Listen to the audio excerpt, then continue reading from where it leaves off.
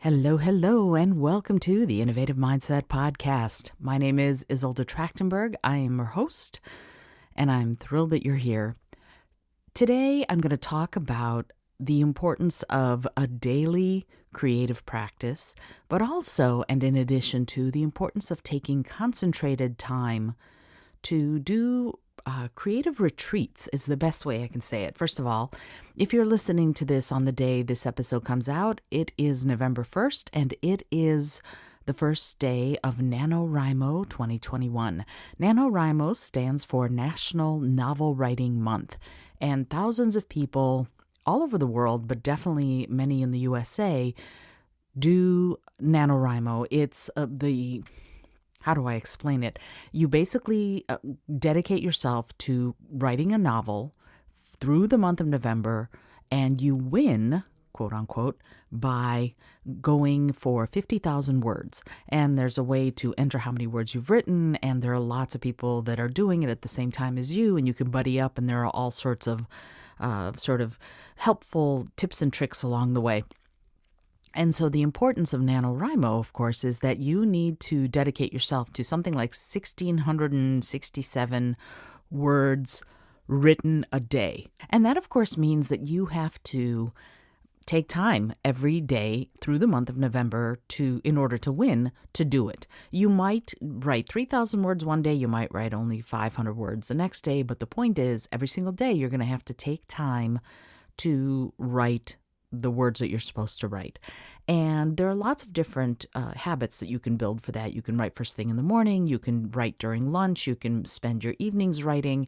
The important point of this, of course, is that you should do it every day. Otherwise, you quickly fall behind, and then you're trying to catch up on weekends. And instead of just having to write your 1,600 and some odd words every Saturday and Sunday, you end up with like 10,000 words. And that is a lot of words to write in a very short amount of time. So just like yoga and any other practice, it's better to write every day. It's better to do your creative practice every day. If you're a dancer, it's better to dance every day. I know for example, weightlifting, you do need to give yourself rest days. So you might lift, but then rest the next day or something like that.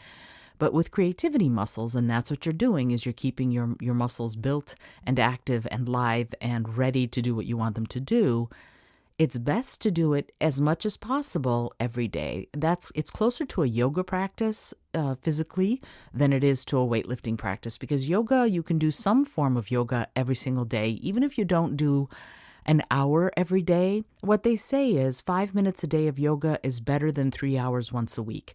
It's just a way of keeping your body, your mind, your spirit strong and balanced and flexible, so that when you are ready to do yoga, you are ready to do yoga, if you see what I mean. And the same thing goes for your creative practice. If you're a singer, or if you're an instrumentalist, if you're a sculptor, if you're an actor, it's more beneficial to you and to your talent and to building your skill if you do it every single day. So setting 5 minutes aside will be infinitely better for you than trying to write 2 hours once a week.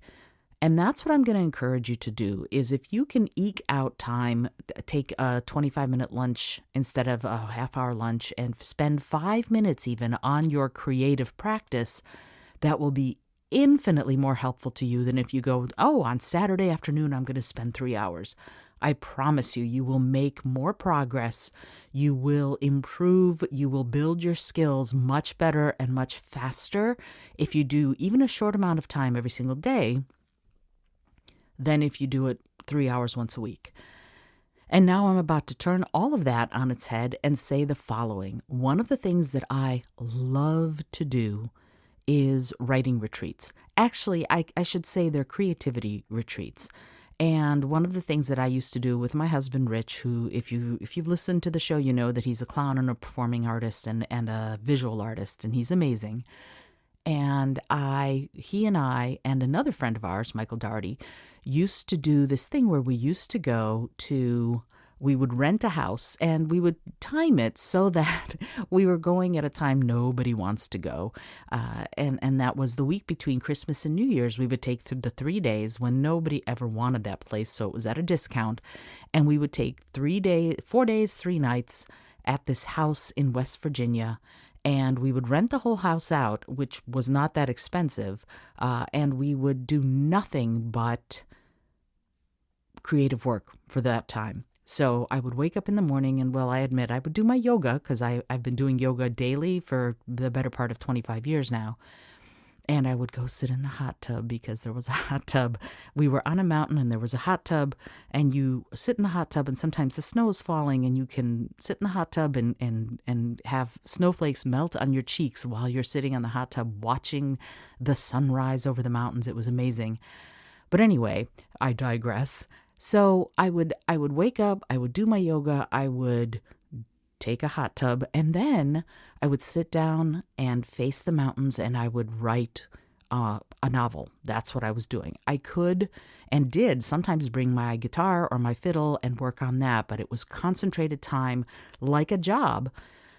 And usually that time is vacation time for a lot of people. So it was like my job. It was 8 to 10 hours a day of doing nothing but creative work. And it was amazing to have that time and to feel like there was nothing else I had to do.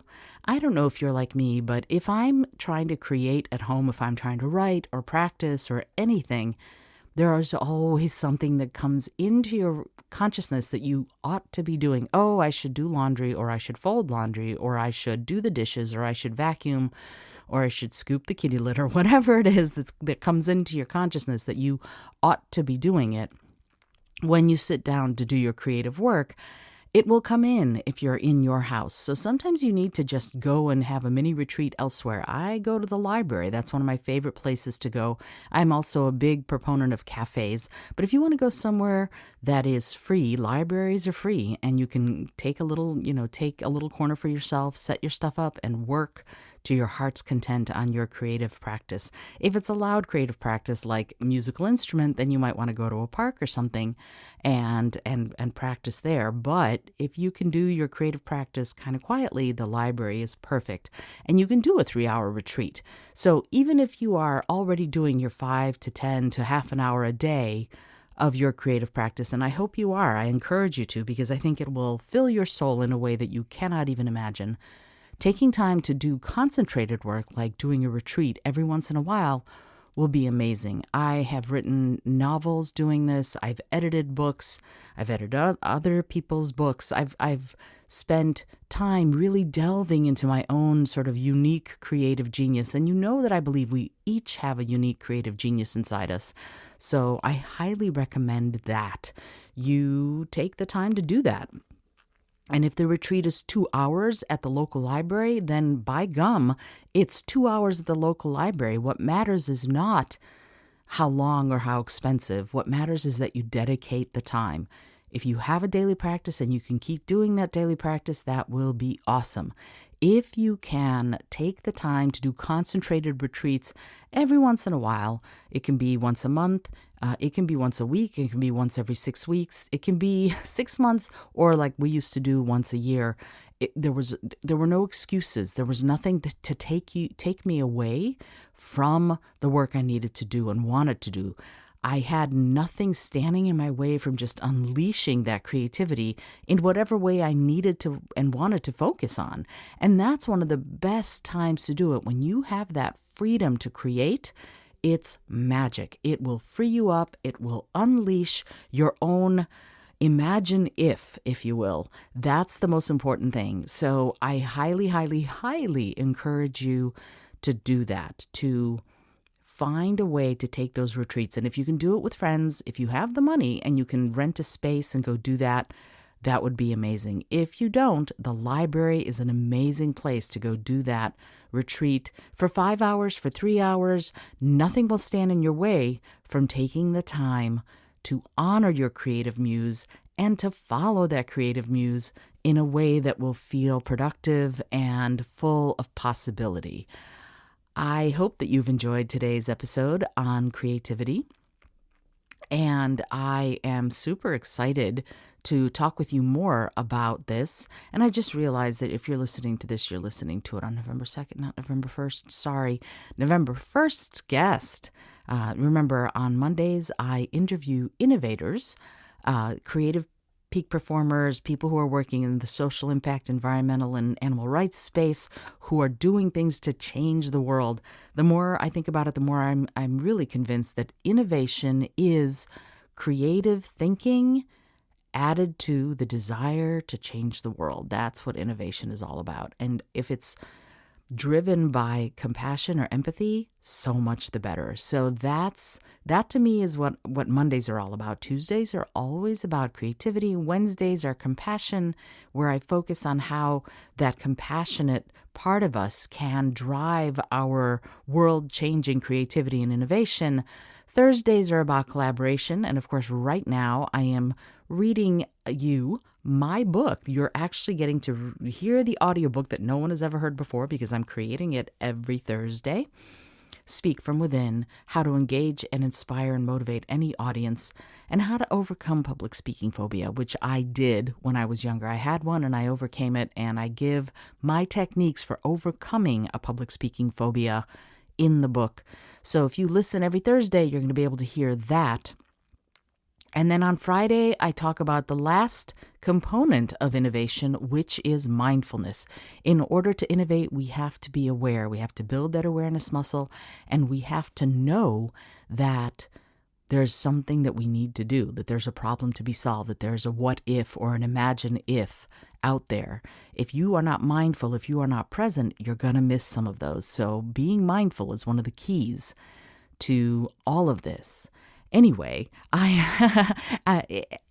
of the ways I build mindfulness actually is I use the Brain FM app, and I've talked about this on the show before. I use the app to do my meditation, to do my creative flow, to help me sleep, to help me wind down, to rev me up. It's a fabulous combination of neuroscience and music, and I love it. So if you want to try it out, there is a 20% off coupon from me to you if you go to brain.fm/innovative mindset, and you can get 20% off the app just telling them I sent you. It's amazing. I highly recommend it. And of course, because I am an affiliate, I will get a little bit of money if you decide to go through my link. You don't have to, of course, but you get the 20% off if you go through my link, and that's pretty cool for you, and it's pretty cool for me. Anyway, I hope that you enjoyed today's episode on creativity. Take your retreat. Remember to keep practicing what you want to create. Until next time, this is Isolde Trachtenberg reminding you to dream big and dare all.